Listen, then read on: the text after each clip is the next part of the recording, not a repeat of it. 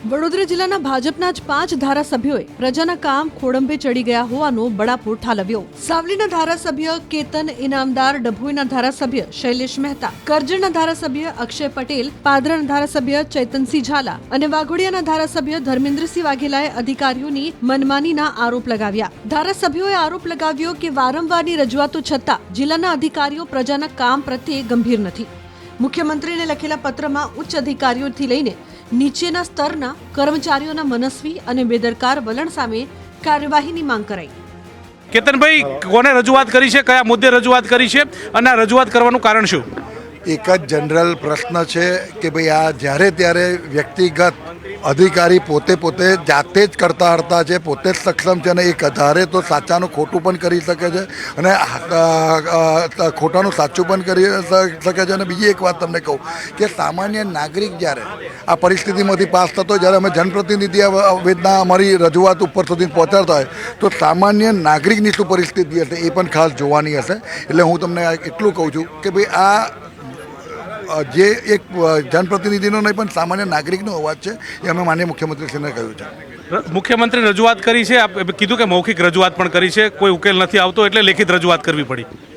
લેખિત રજૂઆતમાં જ્યારે પણ અમારે એના પુરાવા આપવા પડતા હતા, અમે પુરાવા પણ આપીશું અને જ્યારે કયા અધિકારીએ પોતપોતાની મનમાણી કરી છે એનો પુરાવા સહ અમે માનનીય મુખ્યમંત્રીશ્રીને રજૂઆત કરીશું। અને માત્ર કોઈ વ્યક્તિગત પ્રશ્ન કોઈ દિવસ અમારો હોતો નથી, પ્રજાલક્ષી જ વાત હોય છે અને પ્રજાના હિતની જ વાત હોય છે, ત્યારે એની અવગણના થતી હોય ત્યારે અમને વધારે લાગે છે। કોણ કોણ છે આમાં? બધા જ મેં કહ્યું, સેક્રેટરીથી લેવલથી માંડી અને નીચલા લેવલ સુધી।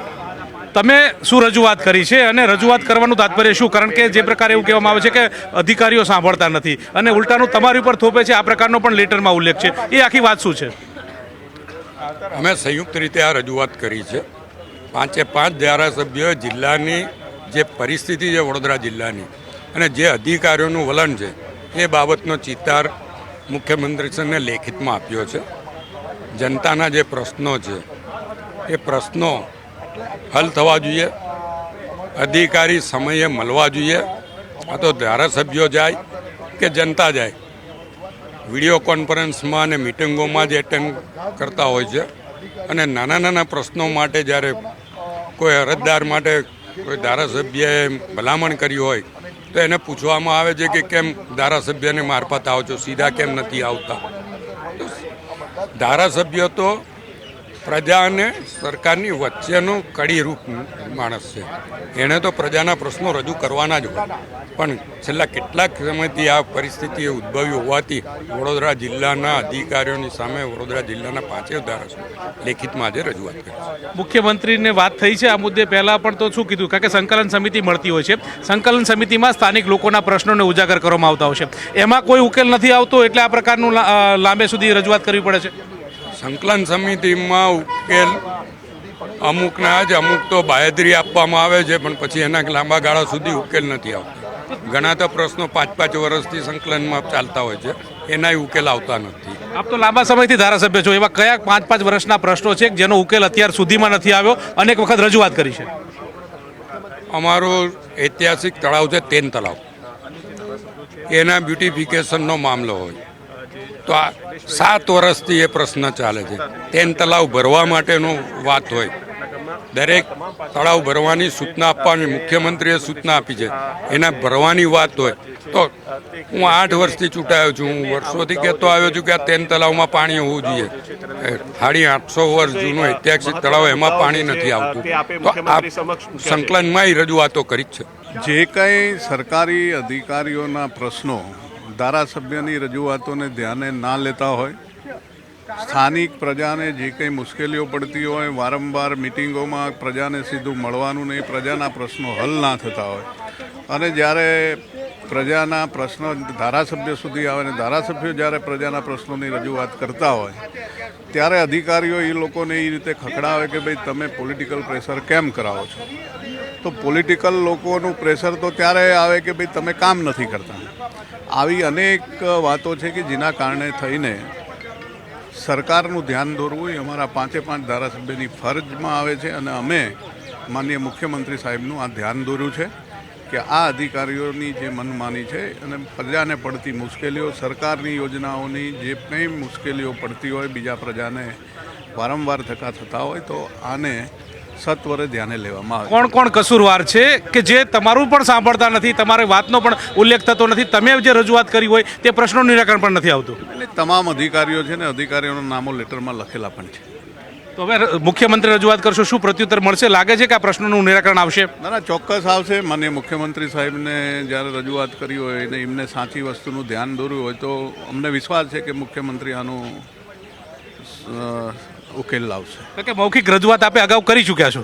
નહીં, મૌખિક રજૂઆત અમે ક્યારેય આવી અગાઉ કરી નથી. આજે 5 ધારાસભ્યોએ ભેગા થઈને લેખિતમાં જ રજૂઆત કરી છે અને અમને ખાતરી છે કે મુખ્યમંત્રી સાહેબ આનો સચોટ ઉકેલ લાવશે. કેટલીક વાર માન્ય મુખ્યમંત્રી શ્રી સાથે ધારાસભ્યોની બેઠક થતી હોય છે અને જ્યારે મુક્તપણે અમારા વિચારો અમારી આપલે થતી હોય છે, પરંતુ એમની સૂચના પણ આપતા હોય છે, પરંતુ કેટલીક વાર નીચા નાનામાં નાના માણસોની જે રજૂઆતો હોય છે અને કંઈક નાનું મોટું કામ લઈ આજે ખેડૂતના દાખલાથી મળીને કોઈ નોંધની બાબતની અંદર ખેડૂતો ધરમધક્કા ખાતા હોય છે અને કેટલાય ધક્કાઓ ખાધા પછી પણ ના થતું હોય ત્યારે લોકપ્રતિનિધિ પાસે લોકો આવતા હોય છે અને લોકપ્રતિનિધિ પાસે આવ્યા પછી અમને ખબર હોય કે આવી બાબતની અંદર આ લોકો કેટલાય ખેડૂતો આવા હેરાન પરેશાન નાનામાં નાના માણસો થતા હોય છે અને એ બાબતને ધ્યાનમાં લઈ અને માનનીય મુખ્યમંત્રીશ્રીને આજે અમે લેટર આપ્યો છે. આ પહેલાં કોંગ્રેસમાં હતા ત્યારે એવું હતું કે લોકો વાત નથી સાંભળતા, હવે સરકારમાં આવ્યા અને સરકારમાં આવ્યા પછી પણ આવી જ પરિસ્થિતિ જોવા મળી રહી છે. કામની અંદર બાબતની હોય જે તે સરકારમાં હોય, પરંતુ આજે કામની બાબતમાં હોય જ્યારે લોકોના છેવાડાના માણસની વેદના અમારા સુધી આવતી હોય છે અને એ વેદનાનું જ્યારે અમે રજૂઆતો કરતા હોય અને જે તે વિભાગમાં કામ ના થતું હોય તો અમે માન્ય મુખ્યમંત્રીશ્રી સુધી અમે રજૂઆત કરવાની અમારી ફરજમાં હોય અને એના ભાગરૂપે આજે માન્ય મુખ્યમંત્રીશ્રીને રજૂઆત કરી. અક્ષયભાઈ, કોણ કોણ એવા અધિકારીઓ છે કે જે ધારાસભ્યએ રજૂઆત કર્યા છતાં પણ ધારાસભ્યનું પણ નથી સાંભળતા? અધિકારી રાજ આવી ચૂક્યું છે એવું લાગે છે?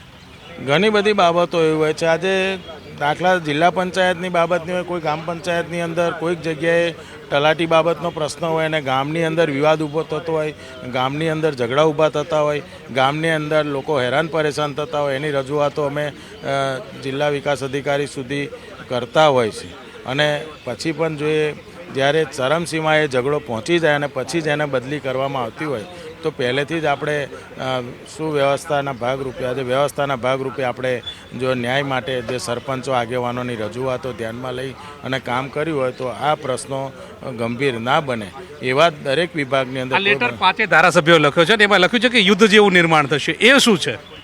યુદ્ધ જેવું નથી. પબ્લિકનું હેરાન જે પરેશાન છે એની અંદર જે લોકોની વેદના છે અમે માનનીય મુખ્યમંત્રી સુધી પહોંચાડી છે. સૌપ્રથમ તો સ્પષ્ટ કરું કે અમે કોઈ ડેલિગેશન બનાવ્યું નથી. અમે પાર્ટીના ધારાસભ્ય છે, સરકારના ધારાસભ્ય છે અને પાર્ટીના કાર્યકર તરીકે અમારે અમારી વાત રજૂઆત કરવાનો પૂરેપૂરો હક અમને પાર્ટી અને સરકાર બંને આપે છે. તો એ હકને ધ્યાનમાં લઈ અમે પ્રજાજનોને લગતા પ્રશ્નો જે યોગ્ય નિરાકરણ નથી આવતું તે બાબતનું ધ્યાન અમે માન્ય મુખ્યમંત્રી સાહેબને દોર્યું છે. અચ્છા, ધ્યાન દોર્યા પછી કોઈ તમને સામેથી પ્રત્યુત્તર મળ્યો છે, નથી મળ્યો? શું કીધું છે? જી, અમારી રજૂઆતને આધારે માન્ય મુખ્યમંત્રી સાહેબ એ અમારી રજૂઆતનો યોગ્ય નિકાલ લઈ આપશે અને વહીવટી તંત્રમાં ચોક્કસથી સુધાર આવશે એનો અમને વિશ્વાસ છે. આખા જિલ્લામાં કેટલા એવા પ્રશ્નો છે, મહત્વના મોટા પ્રશ્નો, કે જેના કારણે આ પ્રકારે બેકફૂટ ઉપર આવવું પડ્યું?